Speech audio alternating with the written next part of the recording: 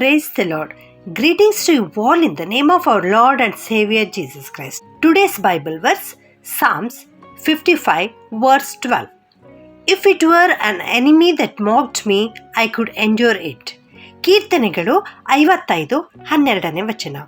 ನನ್ನನ್ನು ದೂಷಿಸುವವನು ವೈರಿಯಾಗಿದ್ದರೆ ತಾಳಿಕೊಂಡೇನು. ಇಲ್ಲಿ ನಮ್ಮ ಯೇಸು ಸ್ವಾಮಿಯ ಮಾತು ಇಲ್ಲಿ ದಾವೀದನು ಮೊದಲೇ ಬರೆದಿಟ್ಟಿದ್ದಾನೆ ಪ್ರಿಯರೇ. ಮುಂದೆ ಬಂದು ಹೊಸ ಒಡಂಬಡಿಕೆಯ 4 ಸುವಾರ್ತೆಗಳಲ್ಲಿ ಯೇಸು ಕ್ರಿಸ್ತನ ಜೀವನ ಚರಿತ್ರೆಯ ಬಗ್ಗೆ ನಾವು ನೋಡುತ್ತೇವೆ. ಯೇಸು ಕ್ರಿಸ್ತನು ಅನುಭವಿಸಿರ್ತಕ್ಕಂಥ ಶ್ರಮೆಯನ್ನು ನಾವು ನೋಡುತ್ತೇವೆ ಪ್ರಿಯರೇ. ಅಲ್ಲಿ ಯೇಸು ಸ್ವಾಮಿಯನ್ನು ಹಿಡಿದುಕೊಡಲಿಕ್ಕೆ ಬರ್ತಾ ಇರುವಂತಹ ಶಿಷ್ಯನಾದ ಯೂದನ ಬಗ್ಗೆ ಈ ಮಾತನ್ನು ನಾವು ನೋಡ್ತಾ ಇದ್ದೇವೆ. ನನ್ನನ್ನು ದೂಷಿಸುವವನು, ನನ್ನನ್ನು ಹಿಡುಕೊಡುವವನು ವೈರಿಯಾಗಿದ್ದರೆ ತಾಳಿಕೊಂಡೇನೋ ಏನೋ ಮಾತನ್ನು ಯೇಸು ಸ್ವಾಮಿ ಹೇಳ್ತಾರೆ. ನನ್ನನ್ನು ದೂಷಿಸುವವನು ಒಬ್ಬ ವೈರಿ ಅಲ್ಲ, ನನ್ನನ್ನು ದೂಷಿಸುವವನು ನಾನು ಆರಿಸಿಕೊಂಡ 12 ಶಿಷ್ಯರಲ್ಲಿ ಒಬ್ಬನಾದ ಯೂದನು ಎನ್ನುವಂಥ ಮಾತು ಇಲ್ಲಿ ನೋಡ್ತೇವೆ. ಯೇಸು ಸ್ವಾಮಿ ಗೆತ್ಸೇಮನೆ ತೋಟಕ್ಕೆ ಹೋಗಿ ತನ್ನ ಶಿಷ್ಯರೊಂದಿಗೆ ಸೇರಿ ಪ್ರಾರ್ಥನೆ ಮಾಡುವುದಕ್ಕೆ ಅಲ್ಲಿರುವಾಗ ಪ್ರಾರ್ಥನೆ ಮುಗಿದ ನಂತರ ಏಳಿರಿ ಹೋಗೋಣ ಎಂಬುದಾಗಿ ಒಂದು ಚಿಕ್ಕ ಹಿಂಡಿನೊಂದಿಗೆ ಆತನು ಹೊರಡ್ತಾ ಇದ್ದಾನೆ. ಆಗ ಆತನ ಎದುರಿಗೆ ದೊಡ್ಡದಾದ ಗುಂಪು, ಕಳ್ಳರ ಗುಂಪು, ಅದರ ನಾಯಕನಾಗಿ ಈ ಯೂದನು ಬರ್ತಾ ಇದ್ದಾನೆ.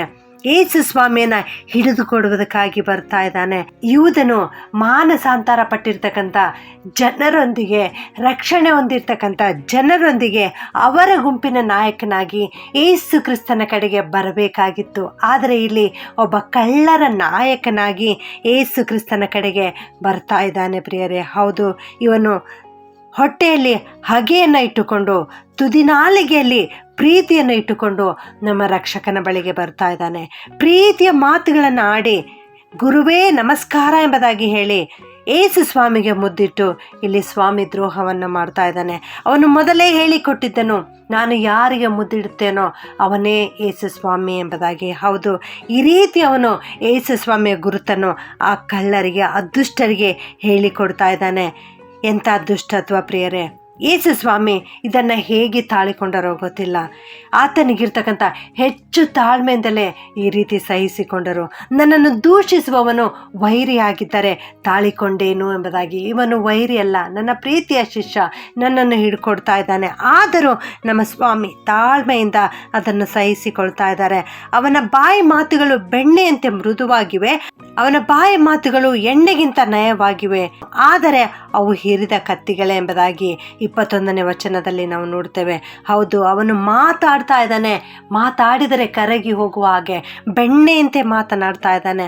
ಅವನ ಮಾತುಗಳು ಎಣ್ಣೆಗಿಂತಲೂ ನಯವಾಗಿವೆ, ಆದರೆ ಆ ಮಾತುಗಳು ಎಂಥವುಗಳಾಗಿವೆ ಅಂದರೆ ಹಿರಿದ ಕತ್ತಿಯಾಗಿದೆ, ಕತ್ತಿ ತಿವಿದ ಹಾಗೆ ಅಂಥ ಮಾತುಗಳನ್ನು ಇಲ್ಲಿ ಆಡುವಂಥದ್ದನ್ನು ನಾವು ನೋಡ್ತೇವೆ. ಇದು ಆ ಯೂದನಲ್ಲಿರ್ತಕ್ಕಂಥ ನಿಜತ್ವ ಎಂಬುದಾಗಿ ನಾವು ಸ್ಪಷ್ಟವಾಗಿ ಕಂಡುಕೊಳ್ಳುತ್ತೇವೆ ಪ್ರಿಯರೇ. ಅನೇಕರು ಬರೇ ಬಾಯಿ ಮಾತಿನಿಂದ ದೇವರನ್ನು ಸನ್ಮಾನಿಸುತ್ತಾರೆ, ಆದರೆ ಅವರ ಮನಸ್ಸು ದೂರವಾಗಿದೆ. ನಾನು ನೀನು ಅಂಥವರಲ್ಲಿ ಒಬ್ಬರಾಗಿದ್ದೇವಾ? ನಮ್ಮನ್ನು ನಾವು ಪರೀಕ್ಷೆ ಮಾಡಿಕೊಳ್ಳೋಣ. ನಾವು ಕ್ರಿಸ್ತನ ಕಡೆಗೆ ತಿರುಗಿಕೊಳ್ಳೋಣ. ಮೊದಲನೇ ಆದಾಮನು ಪಾಪ ಮಾಡಿದ ನಂತರ ನನಗೆ ದಂಡನೆ ಬರುತ್ತದೆ ಎಂಬುದಾಗಿ ತಿಳಿದುಕೊಂಡು ದೇವರ ಎದುರು ಬರದೆ ಅವನು ತೋಟದ ಮರಗಳಲ್ಲಿ ಅಡಗಿಕೊಂಡನು. ಆದರೆ 2ನೇ ಆದಾಮನಾಗಿರ್ತಕ್ಕಂಥ ನಮ್ಮ ಯೇಸು ಕ್ರಿಸ್ತನು ಆ ಪಾಪದ ದಂಡನೆಯನ್ನು ಹೊಂದುವುದಕ್ಕೆ ಸಿದ್ಧನಾಗಿ ತಾನೇ ಆ ಶತ್ರುಗಳ ಎದುರಿಗೆ ಹೋಗ್ತಾ ಇದ್ದಾನೆ. ಪೇತ್ರನನ್ನ ಯೇಸು ಸ್ವಾಮಿ ದಿಟ್ಟಿಸಿ ನೋಡಿದಾಗ ಆ ಒಂದೇ ಒಂದು ನೋಟದಿಂದ ಪೇತ್ರನು ಪಶ್ಚಾತ್ತಾಪಪಟ್ಟು ಕ್ರಿಸ್ತನ ಕಡೆಗೆ ತಿರುಗಿಕೊಂಡನು. ಆದರೆ ಯೂದನಿಗೆ ಮುಖಾಮುಖಿಯಾಗಿ ಕರ್ತನ ವಾಕ್ಯವನ್ನು ಹೇಳಿದರೂ ಕೂಡ ಅವನು ಕರ್ತನ ಕಡೆಗೆ ತಿರುಗಿಕೊಳ್ಳಲಿಲ್ಲ. ಬೋರ್ಗಲ್ಲಿನ ಮೇಲೆ ಮಳೆ ಸುರಿದಂತೆ ಅವನ ಮುಂದೆ ಆಡಿರ್ತಕ್ಕಂಥ ಮಾತುಗಳು ವ್ಯರ್ಥವಾಗಿ ಹೋದವು. ಘೋರವಾದ ಅರಣ್ಯದಲ್ಲಿ ಬಿದ್ದ ಬೆಳದಿಂಗಳ ಹಾಗೆ ಅವನ ಜೀವಿತ ವ್ಯರ್ಥವಾಗಿ ಹೋಯಿತು. ಇಂದು ನಮ್ಮನ್ನು ನಾವು ಪರೀಕ್ಷೆ ಮಾಡಿಕೊಳ್ಳೋಣ. ನಮ್ಮನ್ನು ಕುರಿತು ಸ್ವಾಮಿ ಈ ಮಾತನ್ನು ಹೇಳ್ತಾ ಇದ್ದಾರೆ, ನನ್ನನ್ನು ದೂಷಿಸುವವನು ವೈರಿಯಾಗಿದ್ದರೆ ತಾಳಿಕೊಂಡೇನು ಎಂಬುದಾಗಿ. ಇವತ್ತು ನಾವು ಕ್ರಿಸ್ತನ ವೈರಿಗಳಾಗಿದ್ದೇವಾ ಅಥವಾ ಕ್ರಿಸ್ತನ ಪ್ರೀತಿಯ ಶಿಷ್ಯರಾಗಿ ನಾವಿದ್ದೇವಾ? ನಮ್ಮನ್ನು ನಾವು ಪರೀಕ್ಷೆ ಮಾಡಿಕೊಳ್ಳೋಣ. ಕ್ರಿಸ್ತನ ಕಡೆಗೆ ತಿರುಗಿಕೊಳ್ಳೋಣ. ಪ್ರಾರ್ಥನೆ ಮಾಡಿಕೊಳ್ಳೋಣ. ಕರುಣೆಯುಳ್ಳ ಪ್ರೀತಿಯ ರಕ್ಷಕನೇ, ನಿನಗೆ ಸ್ತೋತ್ರ ಉಂಟಾಗಲಿಪ್ಪ. ನೀನು ನಮ್ಮ ನಿಮಿತ್ತವಾಗಿ ಶತ್ರುಗಳ ಕೈಗೆ ಒಪ್ಪಿಸಿಕೊಟ್ಟಿ ಕರ್ತನೆ. ನಿನಗೆ ಸ್ತೋತ್ರಪ್ಪ. ನಮ್ಮನ್ನು ನಮ್ಮ ಪಾಪದಿಂದ ಬಿಡಿಸುವುದಕ್ಕಾಗಿ ಘೋರವಾದ ಶ್ರಮೆಗಳನ್ನು ನೀನು ಅನುಭವಿಸಿದ್ಯಪ್ಪ. ನಿನಗೆ ಸ್ತೋತ್ರ ಉಂಟಾಗಲಿ ಕರ್ತನೆ. ನಾವು ನಿನ್ನ ಮಕ್ಕಳಾಗಿ ಜೀವಿಸಲಿಕ್ಕೆ ಕೃಪೆ ಮಾಡು ಸ್ವಾಮಿ. ನಿನ್ನ ಕಡೆಗೆ ತಿರುಗಲಿಕ್ಕೆ ಕೃಪೆ ಮಾಡು ಸ್ವಾಮಿ. ನಾವು ಬರೇ ಮಾತಿನಿಂದ ನಿನ್ನನ್ನು ಸನ್ಮಾನಿಸದಂತೆ ನಮ್ಮ ಮನಸ್ಸನ್ನು ನಿನ್ನ ಕಡೆಗೆ ತಿರುಗಿಸಲಿಕ್ಕಾಗುವಂತೆ ಕೃಪೆ ಮಾಡು ಸ್ವಾಮಿ. ಈ ವಾಕ್ಯ ಕೇಳಿಸಿಕೊಳ್ಳುತ್ತಿರುವ ಪ್ರತಿಯೊಬ್ಬೊಬ್ಬರನ್ನು ಆಶೀರ್ವದಿಸು. ಪರೀಕ್ಷೆ ಬರೆಯುತ್ತಾ ಇರುವಂಥ ಎಲ್ಲ ವಿದ್ಯಾರ್ಥಿಗಳಿಗಾಗಿ ಪ್ರಾರ್ಥನೆ ಮಾಡುತ್ತೇವೆ. ಅವರನ್ನು ಕನಿಕರಿಸು, ಅವರಿಗಿರುವ ಭಯವನ್ನು ಹೋಗಲಾಡಿಸು. ಪ್ರತಿಯೊಂದು ಪ್ರಶ್ನೆಗೆ ಸರಿಯಾಗಿ ಉತ್ತರಿಸಿ ಉತ್ತಮ ಅಂಕಗಳನ್ನು ಪಡೆದು ಉತ್ತಮ ದರ್ಜೆಯಲ್ಲಿ ತೇರ್ಗಡೆಯಾಗಲಿಕ್ಕೆ ಕೃಪೆ ಮಾಡು ಸ್ವಾಮಿ.